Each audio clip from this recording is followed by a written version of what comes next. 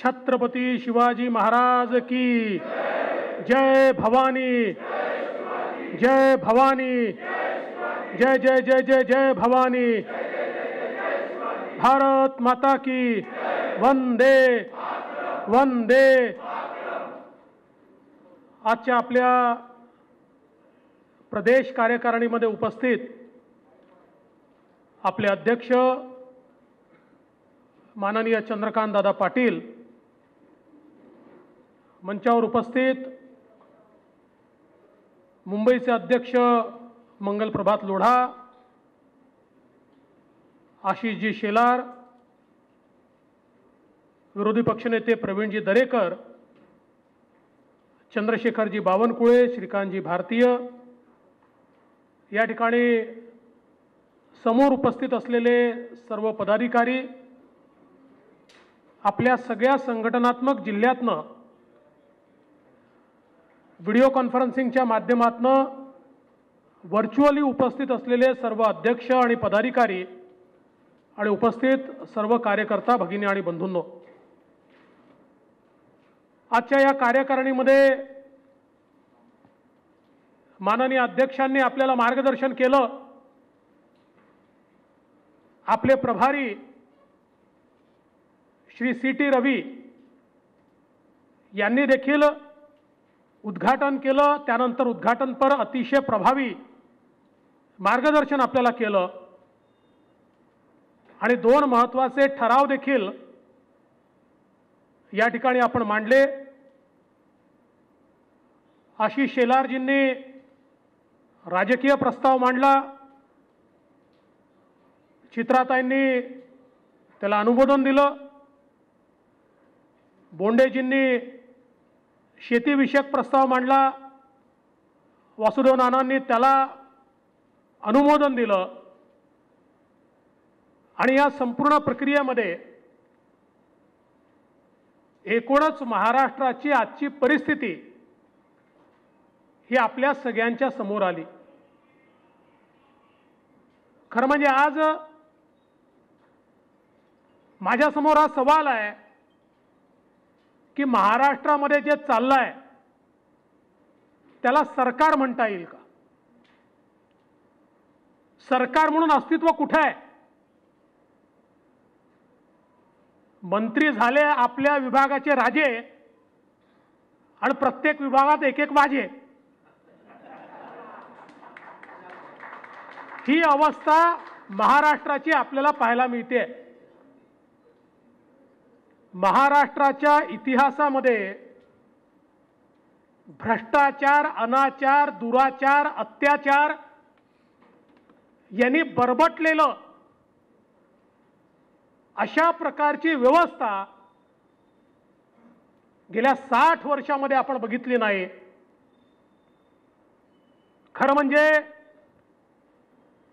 कुठल्याही सरकारला एक मुख्यमंत्री असतात, पण या सरकारमधला मंत्रीही स्वतःला मुख्यमंत्री समजतो, राज्यमंत्री स्वतःला मुख्यमंत्री समजतो, रोज निर्णय होतात, एका तासात स्टे होतात, दुसऱ्या दिवशी रद्द होतात, तिसऱ्या दिवशी पुन्हा घेतले जातात।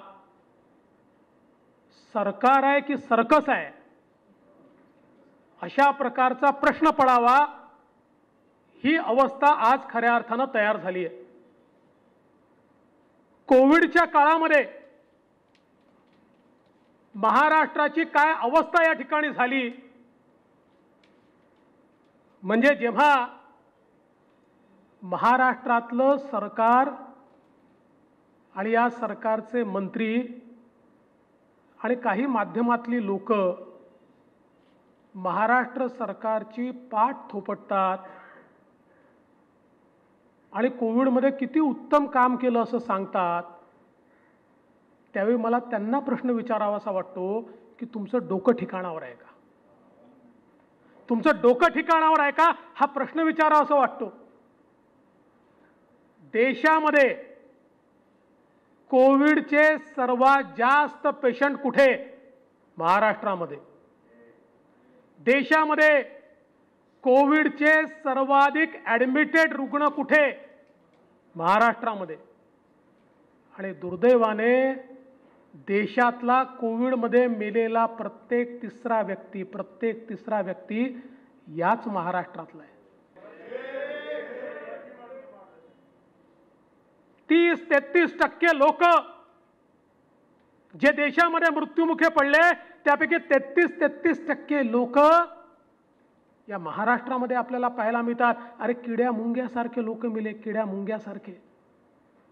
ऑक्सिजन नाही म्हणून लोक मेले, ट्रीटमेंट मिळत नाही म्हणून लोक मेले, ॲम्ब्युलन्समध्ये लोक मेले, रस्त्यावर लोक मेले. कुठलं मॉडेल आणलंय? कशाचं मॉडेल आणलंय? कोणी हे मॉडेल आणलंय? हे मॉडेल जर असेल तर मृत्यूच्या सापळ्याचं मॉडेल आहे. आज खरं म्हणजे या मृत्यूचं उत्तर देणार कोण आहे? आणि मला कधी कधी आश्चर्य वाटतं, उत्तर प्रदेशाच्या गंगा नदीमध्ये 50 मृतदेह सापडले तर 2 दिवस महाराष्ट्रात बातम्या चालतात. तेही दुर्दैवीच आहे, त्याचं समर्थन कोणीच केलं नाही. पण बीड जिल्ह्यामध्ये 22 मृतदेह कोंबून एका गाडीमध्ये त्याची विटंबना केली जाते. त्या संदर्भात मात्र काही लोक मौन आहेत, बोलत देखील नाही. हे मॉडेल आहे. हे मॉडेल आहे या ठिकाणी. या महाराष्ट्रामध्ये ज्या प्रकारे या कोविडच्या काळामध्ये भ्रष्टाचार बोकाळलेला आपण बघितला, खरेदीत भ्रष्टाचार, कोविड सेंटरमध्ये भ्रष्टाचार, आणि महाराष्ट्र मॉडेल तुम्ही सांगताना माझा सवाल आहे, मुंबईच्या बाहेर महाराष्ट्र आहे का? मुंबई महत्वाचं आहेच, ती देशाची आर्थिक राजधानी आहे, त्याची तर तुम्ही वाट लावलीच. पण मुंबईच्या बाहेर महाराष्ट्र आहे का, हा माझा सवाल आहे. नागपूर महाराष्ट्रात आहे का? औरंगाबाद महाराष्ट्रात आहे का? नाशिक महाराष्ट्रात आहे का? पुणे महाराष्ट्रात आहे का? मग कुठे आहे सरकार? काय अस्तित्व आहे सरकारचं? एक कोविड सेंटर तुम्ही नागपूरमध्ये काढलं का दाखवा, एक कोविड सेंटर नाशिकमध्ये काढलं का दाखवा, एक कोविड सेंटर इथे जम्बो काढले ना, औरंगाबादमध्ये काढलं का दाखवा. आणि इतर मोठी शहरं आहेत, लहान शहरांची अवस्था ही त्याहीपेक्षा वाईट आपल्याला पाहायला मिळाली.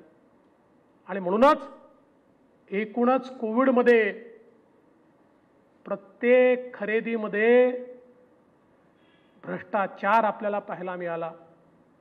म्हणजे मी एक कहाणी ऐकली होती एका राजाची, की त्या राजाच्या साळ्याबद्दल रोज त्या ठिकाणी येऊन तक्रार व्हायची की हा फार वसुली करतो, हा वसुली करतो, तुमचा साळा वसुली सरकार आहे. शेवटी राजाने सांगितलं की काय करायचं, बायकोचा भाऊ आहे, बाजूला तर टाकता येत नाही, म्हणून त्याला सांगितलं चल समुद्रावर बस आणि लाटा मोजायच्या. रोज रात्री येऊन रिपोर्टिंग करायचं किती लाटा आल्या. 15 दिवस गेले, पुन्हा सगळे व्यापारी आले, म्हणाले साहेब समुद्रावर यायला हाकला. आणि म्हणे आता काय, त्याला तर लाटा मोजण्याचं काम दिलं होतं. म्हणाले नाही नाही, तो आमची जहाजं माल घेऊन आली की सांगतो थांबा, लाटा मोजायचं काम मला दिलंय, तुमच्या जहाजाने माझी लाट जर त्या ठिकाणी डिस्टर्ब झाली तर मी तुमच्यावर कारवाई करीत, नाही तर लाख रुपये द्या आणि जहाज घेऊन पुढे जा. असं लाटा मोजण्याच्या कामातही ज्यांना भ्रष्टाचार समजतो, लाटातलाही वाटा जे घेतात, अशा प्रकारचं वसुली सरकार या ठिकाणी आपल्याला पाहायला मिळतंय. आणि आज अवस्था काय आहे? 100 कोटी रुपयाच्या वसुल्या.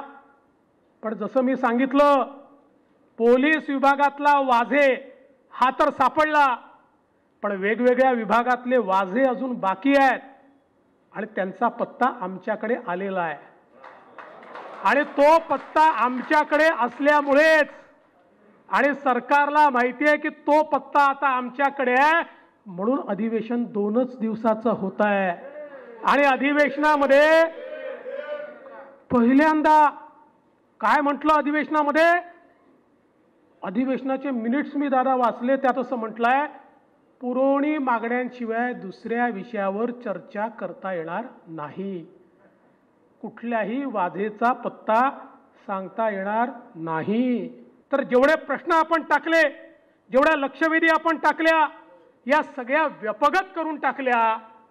अरे कमीत कमी त्याची उत्तरं तर देऊ शकला असतात. पूर्वी तर पद्धत होती ना. पण त्याची उत्तरं द्यावी लागली तर अनेकांची बिंग फुटतील, म्हणून तीही या ठिकाणी अक्षरशः व्यपगत करण्याचं काम केलंय. आणि म्हणून आपण जर बघितलं तर अधिवेशनापासून हे सरकार पळ काढतंय, कारण आपला भ्रष्टाचार आणि गोंधळ हा बाहेर येईल अशा प्रकारची या सरकारला चिंता वाटते. आज ज्या प्रकारे वेगवेगळे विषय उभे राहिले, ओबीसीच्या संदर्भात 26 तारखेला रास्ता रोको आपण करणारच आहोत. आणि मी पुन्हा दाव्यानं सांगतो, दाव्यानं, आणि या सरकारच्या कुठल्याही मंत्र्याला माझं आव्हान आहे, कुठल्याही मंत्र्याला थेट माझ्यासोबत डिबेट करा. हे ओबीसीचं आरक्षण जे गेलं ते केवळ या सरकारच्या नाकर्तेपणामुळे गेलंय, केवळ या सरकारच्या नाकर्तेपणामुळे. या ठिकाणी मगाशी आशिषजीने सांगितलं, खरंय, कोणी टाकली पिटिशन? पिटिशन टाकणारे गवळी आणि दुसरे डोंगरे. एक काँग्रेसच्या आमदाराचा मुलगा आणि दुसरा काँग्रेसचा जिल्हा परिषदेचा अध्यक्ष. या दोघांनी पिटिशन टाकली. ती पिटिशन हायकोर्टमध्ये आली. चंद्रशेखर बावनकुळेंना आम्ही इन्चार्ज केलं. पिटिशन 50% वरची होती, आतली नव्हती.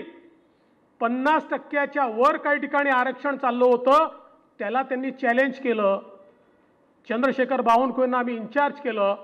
हायकोर्टामध्ये आम्ही केस जिंकलो आणि ओबीसीचं 50% वरचंही आरक्षण हे हायकोर्टामध्ये आम्ही साबूत ठेवू शकलो. हे सुप्रीम कोर्टात गेले.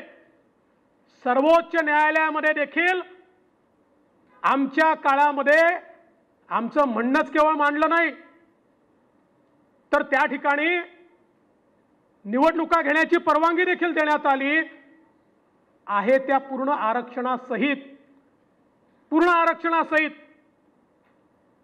आणि एवढंच नाही, तर ज्यावेळी 50% वरचं आरक्षण वाचवायचं आहे आणि त्याच्यामध्ये कोर्टाने सांगितलं आरक्षण थंब रूल होऊ शकत नाही, आरक्षणाकरता प्रपोर्शनल आरक्षण करावं लागेल, त्यावेळी आम्ही तात्काळ ऑर्डिनन्स काढला. आमच्या पंकजाताईंचं खातं होतं. एका रात्रीत आम्ही ऑर्डिनन्स काढला आणि सुप्रीम कोर्टासमोर तो दाखवला. सर्वोच्च न्यायालयाने तो मान्य केला. 31 जुलैला, बरोबर आहे, तो सर्वोच्च न्यायालयाने मान्य केला. आणि त्यानंतर हे सरकार आलं, यांनी ऑर्डिनन्स लॅप्स करून टाकला.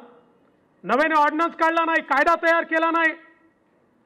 आज राज्याचे अतिविद्वान ओबीसी मंत्री माननीय वडेट्टीवार साहेब म्हणाले की देवेंद्र फडणवीस आणि पंकजा मुंडेंनी एसीसीसी कास्ट सेन्ससची मागणी का केली होती, त्याचा डेटा देण्याची मागणी का केली होती. ती मागणी 50% आतल्या करता नव्हती. 50% वरचं ओबीसीचं आरक्षण टिकलं पाहिजे याकरता कास्ट सेन्ससची आवश्यकता होती. आणि म्हणून आम्ही केंद्र सरकारला ज्यावेळेस विचारलं, हे पाप तुमचंच. केंद्र सरकारने स्पष्टपणे सांगितलं एससीसीसी कास्ट सेन्सस झाला होता, त्यातली एससीसीची माहिती ऑलरेडी आम्ही राज्यांना दिली आहे. कास्ट सेन्ससची माहिती द्यायची नाही असा निर्णय यूपीए सरकारच्या काळात झालेला आहे 2013च्या शेवटी. कारण ते कास्ट सेन्ससचा रॉ डेटा चुकलेला आहे, त्याच्यात काही त्रुटी आहेत. आणि म्हणून त्यावेळच्याच सरकारने निर्णय घेतला की असा त्रुटी असलेला डेटा, रॉ डेटा जर दिला तर त्यातनं अक्षरशः लोकांमध्ये तेढ निर्माण होईल आणि म्हणून तो देता येणार नाही. त्यावर आम्ही मार्ग शोधून काढला. जिथे चाह तिथे राहा, where there is will there is a वे.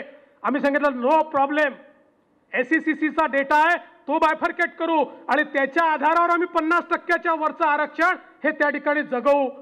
आणि जोपर्यंत आम्ही सत्तेमध्ये होतो तोपर्यंत ओबीसीचं 50%च्या वरचं आरक्षण देखील, आतलं नाही, मी वरच्याचं बोलतो, वरच्या आरक्षणाला कोणी हात लावू शकला नाही. आणि त्यानंतर हे सरकार आलं. एकीकडे यांनी पूर्णपणे तो कायदा लॅप्स केला आणि दुसरीकडे हे सरकार आल्यानंतर पहिल्यांदा या केसमध्ये 50%च्या आतल्या आरक्षणाचीही चर्चा सुरू झाली. आणि त्या ठिकाणी कोर्टाने काय सांगितलं? कोर्टाने सांगितलं 2010 साली कृष्णमूर्तीच्या केसमध्ये जे जजमेंट आलं त्या जजमेंटमध्ये, कृष्णमूर्तीच्या केसमधल्या जजमेंटमध्ये चीफ जस्टिस बालकृष्णन यांच्या बेंचने असं सांगितलं की ओबीसीचं आरक्षण वैध आहे, परंतु ते किती दिलं पाहिजे आणि कसं दिलं पाहिजे याबद्दल एम्पेरिकल डाटा अवेलेबल नाही. आणि म्हणून राज्यांनी एम्पेरिकल डाटा तयार करावा. आणि म्हणून त्याचा रेफरन्स घेऊन मी तारीख सांगतो, लिहून घ्या, 13/12/2019. सरकार कोणाचं आहे? MBAचं सरकार. मुख्यमंत्री कोण आहेत? उद्धवजी ठाकरे. ओबीसी मंत्री कोण आहेत? विजय वडेट्टीवार. 13/12/2019 पहिल्यांदा सर्वोच्च न्यायालयाने के कृष्णमूर्ती प्रमाणे कारवाई करून आम्हाला पुढच्या डेटला कळवा म्हणून सांगितलं. म्हणजे एम्पेरिकल डाटाचा प्रश्न पहिल्यांदा कधी आला? 50%च्या आतला पहिल्यांदा प्रश्न कधी आला? 13/12/2019 हे महाविकास आघाडीचं सरकार असताना. आणि त्यानंतर करायचं काय होतं? एवढंच करायचं होतं की 13/12/2019च्या या निर्णयानंतर महाविकास आघाडी सरकारला एक राज्य मागासवर्ग आयोग गठीत करायचा होता आणि एक अधिसूचना काढायची होती, एम्पेरिकल डाटा जमा करा. बस, डाटा जमा करायचा नव्हता. या दोन गोष्टी करून सर्वोच्च न्यायालयाला कळवायचं होतं की प्रोसेस हॅज स्टार्टेड. 15 महिने यांनी राज्य मागासवर्ग आयोग तयारच केला नाही, एम्पेरिकल डाटा तर दूरच राहिला. आणि त्यामुळे 15 महिन्यात 7 वेळा डेट घेतल्यानंतर 8व्यांदा कोर्टासमोर उभे राहिले, एक ॲफिडेव्हिट दिलं की हो आम्ही मान्य करतो की आमच्या काही जिल्ह्यांमध्ये 50%च्या वर आरक्षण चाललं आहे, पण आतल्यावर काहीच केलं नाही. आणि मग चिडून न्यायालयाने या ठिकाणी सांगितलं की तुम्ही आम्ही सांगितल्यानंतर 15 महिने वेळ घालवलाय, तुम्ही के कृष्णमूर्ती फॉलो केलेला नाही. आणि त्यामुळे आता 50%च्या आतलंही आरक्षण जोपर्यंत के कृष्णमूर्ती फॉलो होत नाही तोपर्यंत देता येणार नाही. आणि म्हणून पुन्हा सांगतो, हे पाप आघाडी सरकारचं आहे, महाविकास आघाडी सरकारचं आहे.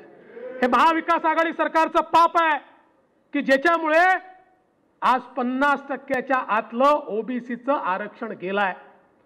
आणि हेही सांगतो, 4 तारखेला निर्णय आला, 5ला अधिवेशनामध्ये उभं राहून मी सांगितलं की आताही वेळ गेलेली नाही, तात्काळ मागासवर्ग आयोग तयार करा आणि एम्पेरिकल डाटा तयार करा. माननीय मुख्यमंत्र्यांकडे बैठक झाली. त्या बैठकीमध्ये सगळे मंत्री होते, राज्याचे महाधिवक्ता होते. तिथेही कोणीतरी सांगितलं केंद्र सरकारचा सेन्सस पाहिजे. मी म्हटलं नाही, सेन्ससची आवश्यकता याच्याकरता नाही आहे. मी सर्वोच्च न्यायालयाचा त्या ठिकाणी निर्णय दाखवला, त्यांनी एम्पेरिकल डाटा म्हटलाय. एम्पेरिकल डाटा म्हणजे सेन्सस होत नाही.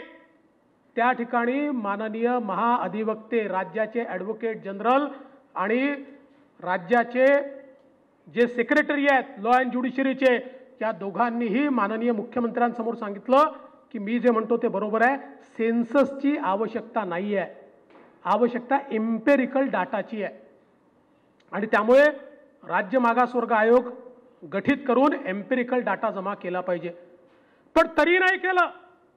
हे सर्वोच्च न्यायालयामध्ये रिव्हिजनमध्ये गेले. जर या ठिकाणी राज्य मागासवर्ग आयोग तयार करून एम्पेरिकल डाटा जमा करण्याचे आदेश देऊन जर रिव्हिजनमध्ये गेले असते तरी सर्वोच्च न्यायालयाने मान्य केलं असतं. पण ते न करता हे पुन्हा सर्वोच्च न्यायालयामध्ये रिव्हिजन पिटिशनमध्ये गेले आणि सर्वोच्च न्यायालयाने रिव्हिजन देखील त्या ठिकाणी रद्द केली आणि ओबीसींचा हक्क हा त्या ठिकाणी त्याचा मुर्दा पडला. या सरकारने अक्षरशः त्याचा खून केला. आणि आता मात्र पुन्हा तेच करतायत. आता जे आधी करायला पाहिजे होतं, आता राज्य मागासवर्ग आयोग गठीत केला, पण अजूनही एम्पिरिकल डाटा जमा करणं सुरू केलं नाही. मला हे समजतच नाही, या सरकारच्या मंत्र्यांना एम्पिरिकल डाटाचा अर्थ कळतो का नाही कळत. आणि नसेल कळत तर त्यांनी विचारलं पाहिजे ना कोणाला तरी. मराठा आरक्षणाच्या वेळी मराठा समाजाकरता एम्पिरिकल डाटा जमा करण्याचं काम आम्ही केलं. दादा समितीचे अध्यक्ष होते त्यावेळी आम्हाला राज्य मागासवर्ग आयोगाने सांगितलं आम्हाला तुम्ही हा डेटा जमा करून द्या. 5 महिन्यामध्ये आम्ही एम्पिरिकल डाटा जमा करून दिला. मराठा आरक्षण जरी खारिज झालं असलं तरी त्याचा जो सर्वोच्च न्यायालयाचा निर्णय आहे तो वाचून बघा. आमचा एम्पिरिकल डाटा चॅलेंज नाही झाला. आम्ही 5 महिन्यात जमा करून दिलेला एम्पिरिकल डाटा हा सर्वोच्च न्यायालयाने मान्य केला आहे. मग तुम्हाला हे का समजत नाही की जाणीवपूर्वक ओबीसीला राजकीय आरक्षणच द्यायचं नाही आहे. हा काय डाव आहे तुमचा? का दिशाभूल करताय? उठलं की केंद्र सरकारकडे. आणि नसेल तुमच्यात दम आम्हाला सांगा. आम्ही जर 4 महिन्यात, हो आमचं राज्य असतं दादा, मी आज चॅलेंजमध्ये सांगतो, 4 महिन्यात एम्पिरिकल डाटा तयार करून जर ओबीसीचं आरक्षण पूर्ववत आणलं नाही तर अध्यक्ष या ठिकाणी मी दादा तुम्हाला सांगतो खऱ्या अर्थानं पदावर देखील राहणार नाही. अरे मनातनं असावं लागतं, मनातनं इच्छा असावी लागते, इच्छा. या ठिकाणी खऱ्या अर्थानं यांची इच्छाच नाही आहे. आणि मग मला आश्चर्य वाटतं, ज्यावेळी हायकोर्टमध्ये विषय मांडायला पाहिजे होता हायकोर्टात तुम्ही तारखा घेत होतात आणि रस्त्यावर मोर्चे काढत होतात. मंत्री मोर्चे काढत होते, रस्त्यावर मोर्चे काढत होते, हायकोर्टात झोपा काढत होते, सुप्रीम कोर्टात झोपा काढत होते, त्या ठिकाणी तारखावर तारखा घेत होते. आणि आजही पहा एम्पिरिकल डाटा नाही तयार करत आहेत. एम्पिरिकल डाटाच्या ऐवजी यांचेच कार्यक्रम चालले आहेत, यांचेच मोर्चे चालले आहेत. पण एक गोष्ट मी अतिशय स्पष्टपणे सांगतो, भारतीय जनता पार्टी 26 तारखेचं आंदोलन करून शांत बसणार नाही. ओबीसीचं राजकीय आरक्षण जोपर्यंत परत येत नाही या सरकारला आम्ही झोपू देणार नाही. काय वाटेल ते झालं आणि कुठल्याही स्तरावर जावं लागलं तरी आता हा संघर्ष अटळ आहे. आणि तुम्हाला नसेल जमत, तुम्ही राज्यकर्त्या मदत मागा, आम्ही मदत करायला तयार आहोत. आम्हाला माहिती आहे आमच्यापेक्षा जास्त अक्कल तुमच्याकडे आहेत. तुमच्यातले काही शहाणे आहेत आणि काही दीड शहाणे आहेत. पण तरी देखील आमच्यासारख्या अर्ध्या शहाण्यांकडनं काही मदत लागली तर ओबीसींकरता सहर्ष करू. आम्हाला कुठलंही क्रेडिट नको आहे. पण जर ओबीसीला फसवाल तर खबरदार, भारतीय जनता पार्टी शांत बसणार नाही, चूप बसणार नाही. आज हीच परिस्थिती मराठा आरक्षणाची केली आहे. मराठा आरक्षणामध्ये केंद्र सरकारकडे बोट दाखवलं जातं आणि मग आमचं शिष्टमंडळ देखील केंद्र सरकारला जाऊन भेटलं. हे कसं झालं की लग्न व्हायचं आहे आणि पोराचं नाव ठरवण्याकरता गेले. अरे केंद्र सरकारचा रोल आला तरी कधी येईल?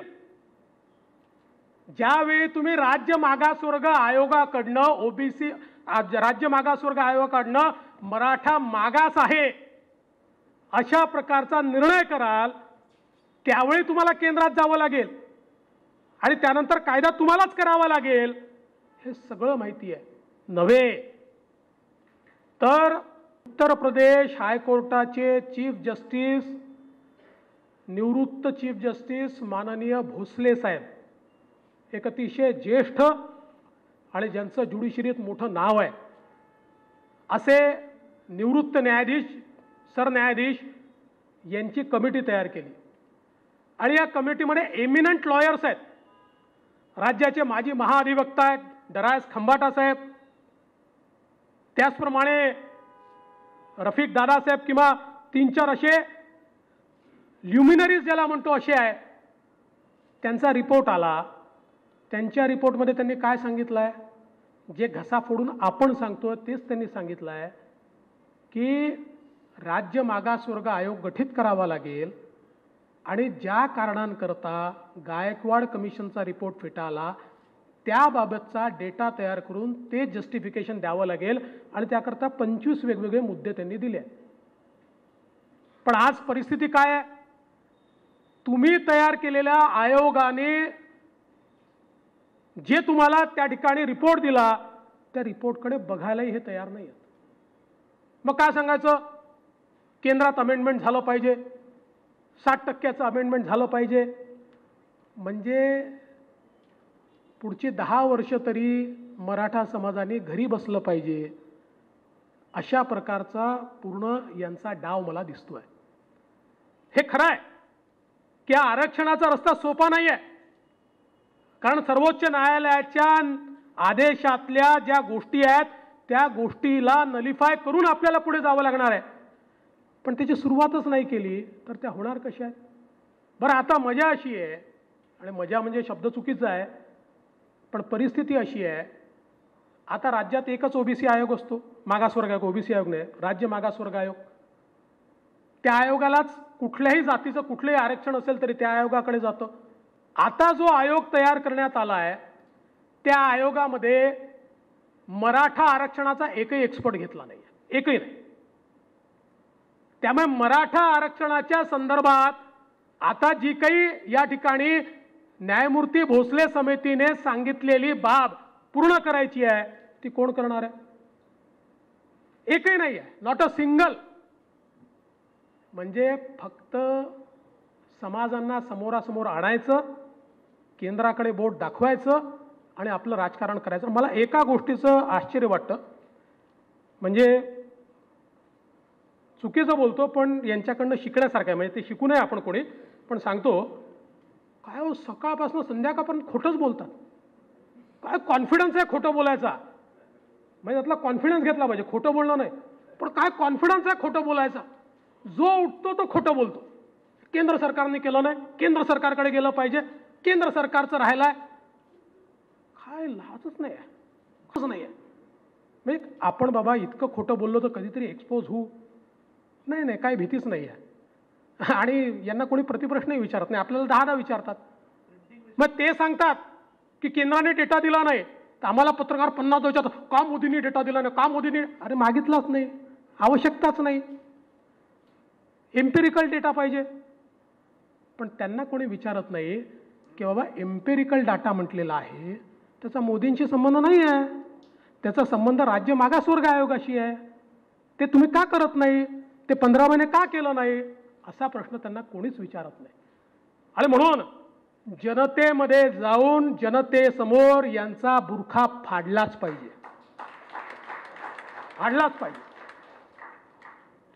26 तारखेचा कार्यक्रम हा तर या ठिकाणी आपण करूच, पण त्याच्यानंतर जोपर्यंत हे सगळं मार्गी लागत नाही भारतीय जनता पक्षाचा एकही कार्यकर्ता शांत बसणार नाही. यांच्या लेखी शाहू फुले आंबेडकरांचं नाव आणि सामाजिक न्याय हा भाषणापुरतं मर्यादित असेल, पण आम्ही तो कृतीत आणून दाखवू आणि जोपर्यंत तो कृतीत येणार नाही तोपर्यंत आम्ही शांत बसणार नाही, हे आपण सगळ्यांनी मिळून ठरवायचं आहे. आणि म्हणून आज वेगवेगळ्या प्रकारचे जे कार्यक्रम आपल्याला दिलेले आहेत, भरपूर कार्यक्रम आहेत, एका पाठोपाठ एक आहेत. आता माझ्यासमोर तर प्रश्न असा आहे की आमच्या ओबीसी आघाडीला वाटतं की ओबीसी आघाडीचे मोर्चे निघाले पाहिजे, मराठा समाजाला वाटतं आमचे मोर्चे निघाले पाहिजेत. ते बोंडे साहेब माझ्याकडे येतात, म्हणतात विम्याचा इतका मोठा प्रॉब्लेम या सरकारने करून टाकला की आता विम्याकरता मराठवाड्यात त्याचे मोर्चे निघाले पाहिजेत. आमच्या चित्रातही येतात, म्हणतात महिलांवरचे अत्याचार इतके वाढले आहेत त्याचे मोर्चे काढले पाहिजेत. आणि सगळ्यांना मोर्चे काढायचे आहेत दादा, अधिवेशनाच्या आधी तुमच्या भीतीमुळेच त्यांनी 2च दिवसाचं अधिवेशन ठेवलं, नाहीतर रोज तुम्ही एक मोर्चा काढला असता. हा विजेचे कनेक्शन कापले म्हणून त्याच्याकरता परत एक मोर्चा काढायचा. इतक्या समस्या लोकांच्या आहेत. लोकांच्या समस्या मांडाव्या लागतात विधानमंडळात. पण या लोकशाहीमध्ये विधानमंडळाचं दार यांनी बंद करून टाकलाय. लोकशाही कुलूप बंद आहे. लोकशाही ही पूर्णपणे टाळं लागलेलं आहे. ही अवस्था लोकशाहीची या महाराष्ट्रात यापूर्वी कधी नव्हती. अरे स्वतःला पुरोगामी म्हणवणारे जेवढे नेते आहेत आणि जे विचारक आहेत ते का चूप आहेत? का तुमच्या तोंडाला टाळं लागलं की या लोकशाहीची दारं बंद झाली आहे? पण कोणाच्या तोंडाला टाळं लागलं असलं तरी हरकत नाही. लोकशाहीला वाचवण्याकरता 1975 साली उभा देश जेव्हा बंदीशाळा केला होता त्यावेळी इंदिराजीच्या विरुद्ध आम्हीच लढाई केली होती आणि त्यावेळी लोकशाही पुन्हा बहाल केली होती. आजही तुम्ही लोकशाही बंद करण्याचा प्रयत्न करा. असतील तुमच्याजवळ पोलिसांचा गैरवापर करा. आमच्या कार्यकर्त्यांना पोस्ट केली म्हणून जेलमध्ये टाका. आम्ही परवा करणार नाही. या ठिकाणी भारतीय जनता पार्टी ही संघर्षातून उभी राहिली आहे. संघर्ष आमचा स्थायी भाव आहे आणि तो संघर्ष आम्ही सोडणार नाही. जनतेला न्याय जोपर्यंत मिळत नाही, लोकशाहीची मूल्य ही जोपर्यंत जोपासली जात नाही तोपर्यंत आम्ही संघर्ष करत राहू. हा इशारा या सरकारला देतो आणि माझं बोलणं संपवतो. जय हिंद, जय महाराष्ट्र.